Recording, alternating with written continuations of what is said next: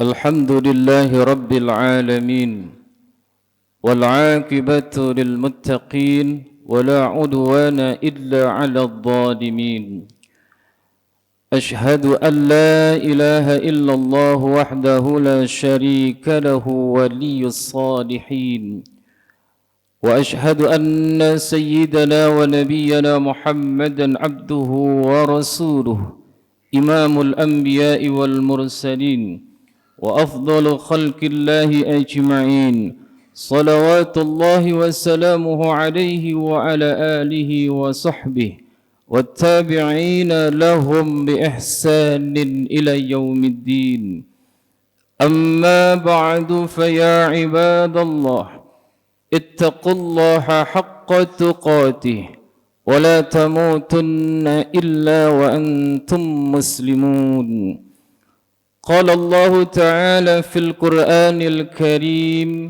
أعوذ بالله من الشيطان الرجيم بسم الله الرحمن الرحيم يا أيها الذين آمنوا اتقوا الله وقولوا قولا سديدا يصلح لكم أعمالكم ويغفر لكم ذنوبكم ومن يطع الله ورسوله فقد فاز فوزا عظيما صدق الله العظيم.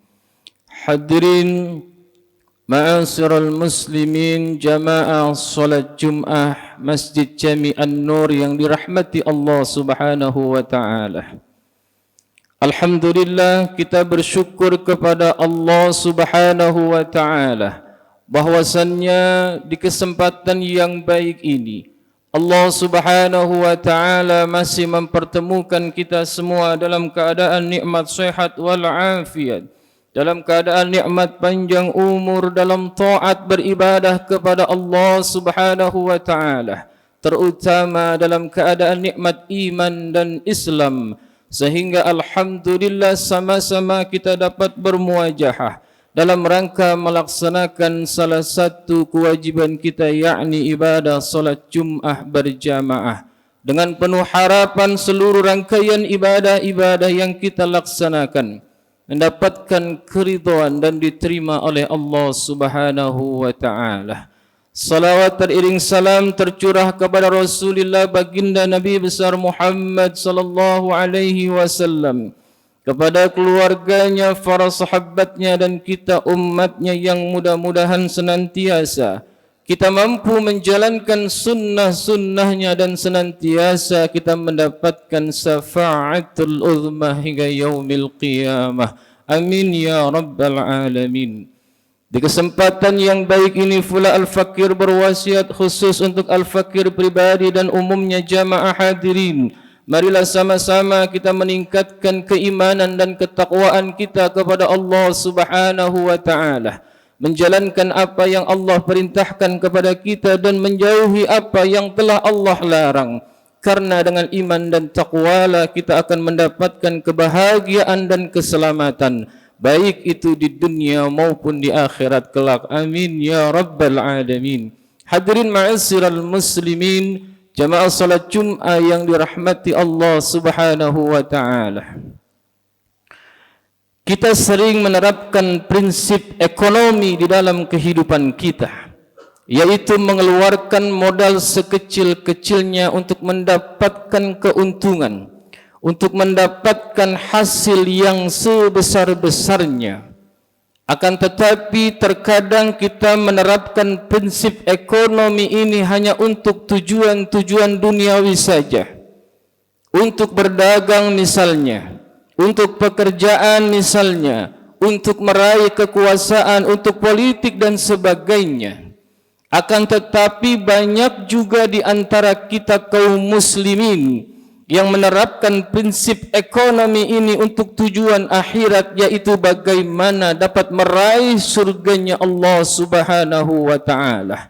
Sudahkah kita mempersiapkan modal sebanyak-banyaknya, modal sebesar-besarnya untuk kita bisa masuk ke dalam surganya Allah Subhanahu wa taala? Kita ingin selalu berharap ke surga, akan tetapi kita jarang melaksanakan solat berjamaah. Kita berharap ke surga, kita tidak membaca Al-Quran. kita tidak mengkaji Al-Quran, kita jarang bersedekah, kita jarang beribadah kepada Allah, tapi kita sudah minta masuk ke dalam surganya Allah Subhanahu wa ta'ala. Pertanyaannya bagi kita, pantaskah kita untuk meraih surganya Allah dengan modal ibadah yang sekecil-kecilnya? Padahal orang-orang yang punya modal besar dalam ibadahnya belum tentu dengan mudahnya bisa masuk ke dalam surganya Allah Subhanahu wa ta'ala. Dikisahkan dalam satu riwayat, kelak akan dihadapkan kepada Allah 3 orang hamba yang punya modal begitu besar dalam ibadahnya untuk menghadap Allah Subhanahu wa ta'ala. Dan kisah 3 orang ini bisa kita jadikan pelajaran buat kita evaluasi diri, bahwa untuk bisa masuk ke dalam surganya Allah Subhanahu wa ta'ala perlu modal ibadah yang besar. 3 hamba tersebut adalah orang yang mati syahid, yang kedua adalah orang yang alim, dan ketiga adalah orang kaya yang banyak bersedekah. Diceritakan dalam satu riwayat, Allah Subhanahu wa ta'ala memanggil hamba yang pertama, yaitu orang yang mati syahid, lalu ditunjukkan oleh Allah berbagai macam nikmat. Lalu ditanya oleh Allah, wahai syahid, apakah engkau tahu nikmat-nikmat ini? Si syahid pun menjawab, hamba tahu ya Allah nikmat tersebut. Lalu apa yang telah kau amalkan dengan nikmat-nikmat tersebut? Ya Allah, dengan nikmat itu hamba berjuang, hamba berperang melawan kaum musyrikin dan kaum kafirin, sehingga hamba terbunuh di medan perang. Semua itu hamba lakukan karena mencari ridhamu ya Allah. Lalu kata Allah, kamu bohong. Bukankah semua itu engkau lakukan karena engkau ingin disebut sebagai pemberani? Bukankah engkau melakukan itu karena engkau ingin disebut sebagai pahlawan? Dan engkau sudah mendapatkan gelar tersebut. Maka diperintahkan malaikat untuk menimbang amal-amal si syahid tersebut, kemudian menyeretnya menuju ke neraka. Na'udzubillah summa na'udzubillah.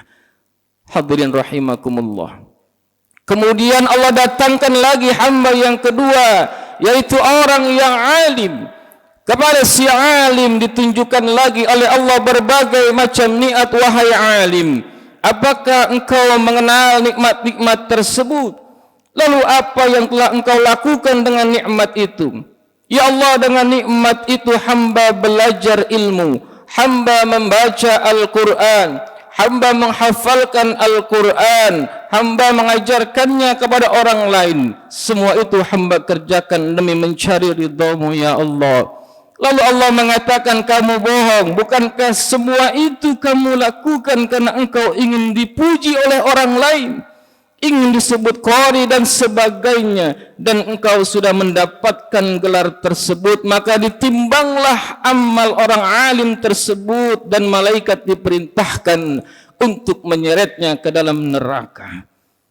Selanjutnya Allah panggil lagi hamba yang ketiga, yaitu orang kaya yang banyak sedekahnya. Kepada si kaya tersebut ditanya, wahai fulan, apakah kau mengerti nikmat-nikmat ini? Lalu ia menjawab, ya Allah, hamba mengerti nikmat tersebut. Lalu apa yang kau perbuat dengan nikmat-nikmat itu? Ya Allah, dengan nikmat itu hamba banyak bersedekah, hamba menyumbang pembangunan masjid, musola dan madrasah, hamba menyantuni anak-anak yatim, duafa, fakir, miskin. Semua itu hamba lakukan karena engkau ya Allah. Lalu Allah mengatakan lagi, kamu bohong. Bukankah semua itu engkau lakukan karena engkau ingin disebut sebagai dermawan, dan engkau sudah mendapatkan gelar tersebut? Maka ditimbanglah amal orang kaya tersebut, dan malaikat diperintahkan untuk menyeretnya menuju neraka. Hadirin ma'asyiral muslimin, jamaah salat Jum'ah yang dirahmati Allah Subhanahu wa ta'ala. Kisah ini menjadi pelajaran buat kita bersama.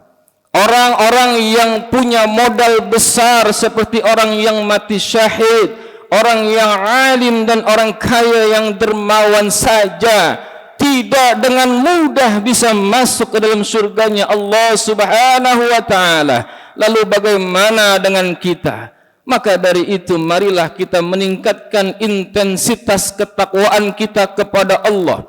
Kita mencari bekal sebanyak-banyaknya dengan dasar ikhlas karena Allah Subhanahu wa taala. Fatazawwadu fa inna khairaz zadi taqwa. Carilah bekal olehmu, maka sebaik-baik bekal adalah ketakwaan kepada Allah Subhanahu wa taala. Niat yang ikhlas menjadi dasar. Sekecil apapun ketidakikhlasan kita, maka pasti di hadapan Allah semuanya akan terungkap. Maka berbahagialah orang-orang yang ikhlas, orang-orang yang mau beriman kepada Allah dan mau beramal saleh. Innal ladzina amanu wa 'amilus salihati ulaika hum khairul bariyah. Jazaohum inda rabbihim jannatu 'adnin tajri min tahtihal anharu khalidina fiha abada. Radhiyallahu anhum wa radu an. Dzalika liman khasyiya rabbah. Sesungguhnya orang-orang yang beriman, orang-orang yang beramal saleh itu adalah sebaik-baiknya manusia. Balasan bagi mereka di sisi Allah adalah surga jannatu 'adn yang mengalir di bawahnya sungai-sungai dan mereka kekal di dalamnya. Yang demikian ini adalah bagi orang-orang yang takut kepada Tuhannya. Hadirin ma'asyiral muslimin, sedang salat Jumat yang dirahmati Allah Subhanahu wa taala. Tentunya kita semua berharap pada diri kita. Kita tidak hanya beriman, melainkan juga kita harus beramal saleh. Akan tetapi tidak semua yang kita harapkan, tidak semua yang kita inginkan sesuai dengan kenyataan. Ada saja godaan dan rintangan yang dapat menghalangi kita untuk menjadi orang yang soleh, untuk menjadi orang yang beriman kepada Allah. Sebagaimana yang disampaikan oleh Sayyidina Ali karamallahu wajha, dalam satu riwayat beliau berkata, laula khamsa khisalin lasara an-nas kulluhum salihin. Al-qana'atu bil jahli wal hirsu 'ala dunya wal suhu bil fadli wal riya'u fil amal wal ijabu bir ra'yi. Kata Sayyidina Ali, ada 5 perkara yang dapat menghalangi manusia untuk menjadi orang yang saleh. Kelima perkara itu adalah yang pertama, al-qana'atu bil jahli, merasa senang dengan kebodohan. Orang yang tidak menyadari dirinya bodoh, orang yang merasa pintar, maka dia tidak akan menjadi orang yang soleh, kata Sayyidina Ali. Oleh karena itu, marilah senantiasa kita terus menuntut ilmu-ilmu Allah, karena ilmu itu bisa mengantarkan kita mengerti kekuasaan Allah Subhanahu wa taala. Dengan mengetahui kekuasaan Allah, maka diharapkan keimanan dan ketaatan kita terus bertambah kualitasnya. Annamal ulama'u ibadihi minallahi yakhsha. Sesungguhnya hanya orang yang mempunyai ilmu yang takut kepada Allah Subhanahu wa taala. Hadirin rahimakumullah. Yang kedua dan yang ketiga, kata Sayyidina Ali, al-hirsu 'ala dunya wasuhu bil fadli.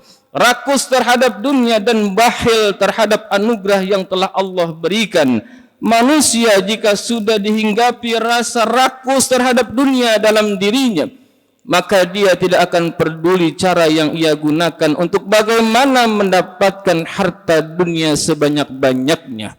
Yang keempat, agar kita yang dapat menghalangi kita untuk menjadi orang soleh, kata Sayyidina Ali, wariya'u fil amal. Di dalam setiap amal kebaikannya tidak didasari niat, tidak didasari rasa ikhlas karena Allah Subhanahu wa taala, melainkan beramal hanya ingin dipandang oleh manusia. Dan yang terakhir, wal ijabu bir ra'yi, selalu membanggakan dirinya sendiri dan menganggap orang lain lebih rendah darinya. Hadirin rahimakumullah, kelima perkara inilah yang disampaikan oleh Sayyidina Ali karamallahu wajhah, yang dapat menghambat seseorang menjadi orang yang soleh. Mudah-mudahan kita senantiasa dijaga dari kelima hal di atas, sehingga kita tetap semangat beramal soleh kepadanya dan kita mampu selalu meningkatkan ketakwaan kita kepada Allah Subhanahu wa Ta'ala, sehingga pada saat kita menghadap Allah nanti, kita sudah mempunyai modal yang besar dengan niat yang ikhlas karena Allah Subhanahu wa Ta'ala, sehingga kita bisa masuk ke dalam surganya Allah Subhanahu wa Ta'ala. Amin ya rabbal alamin. A'udzu billahi minasyaitonir rajim. Bismillahirrahmanirrahim. Wal 'asri innal insana lafi husrin illa alladhina amanu wa 'amilus salihati wa tawassaw bil haqqi wa tawassaw bis sabr. بارك الله لي ولكم في القرآن العظيم ونفعني وإياكم بما فيه من الآيات والذكر الحكيم وتقبل الله مني ومنكم تلاوته إنه هو السميع العليم. اللهم صل على سيدنا محمد. اللهم صل على سيدنا محمد. اللهم صل على سيدنا محمد النبي الأمي وعلى آله وصحبه وبارك وسلم.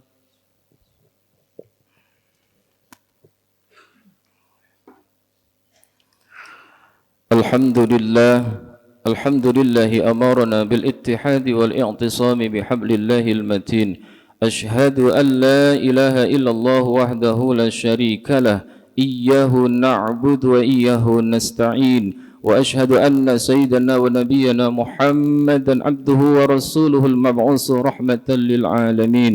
اللهم فصل وسلم وبارك على سيدنا محمد وعلى آله وأصحابه أجمعين. أما بعد فيا عباد الله اتقوا الله ما استطعتم وسارعوا إلى مغفرة رب العالمين واعلموا أن الله سبحانه وتعالى أمركم بأمر بدأ فيه بنفسه وسن بملائكته المسبحة بقدسه فقال تعالى في كتابه العظيم أعوذ بالله من الشيطان الرجيم إن الله وملائكته يصلون على النبي يا أيها الذين آمنوا صلوا عليه وسلموا تسليما. اللهم صل وسلم وبارك على سيدنا محمد سيد المرسلين وعلى آله وأصحابه وقراباته وأزواجه وذريته أجمعين. وارض اللهم على أربعة الخلفاء الراشدين سيدنا أبي بكر وعمر وعثمان وعلي وعلى بقية الصحابة والتابعين والتابع التابعين ومن تبعهم بإحسان إلى يوم الدين وعلينا معهم برحمتك يا أرحم الراحمين. اللهم أصلح جميع ولاة المسلمين وانصر الإسلام والمسلمين واهلك الكفارة والمبتدعة والمشركين وعلي كلمتك إلى يوم الدين. اللهم اغفر للمؤمنين والمؤمنات والمسلمين والمسلمات الأحياء منهم والأموات إنك سميع قريب مجيب الدعوات يا قاضي الحاجات يا كافي المحمد برحمتك يا أرحم الراحمين. ربنا افتح بيننا وبين قومنا بالحق وأنت خير الفاتحين. ربنا آتنا في الدنيا حسنة وفي الآخرة حسنة وقنا عذاب النار. عباد الله إن الله يأمر بالعدل والإحسان وإيتاء ذي القربى وينهى عن الفحشاء والمنكر والبغي يعظكم لعلكم تذكرون. فاذكروا الله العظيم يذكركم واشكروه على نعمه يزدكم وادعوه يستجيب لكم ولذكر الله أكبر. أقيم الصلاة.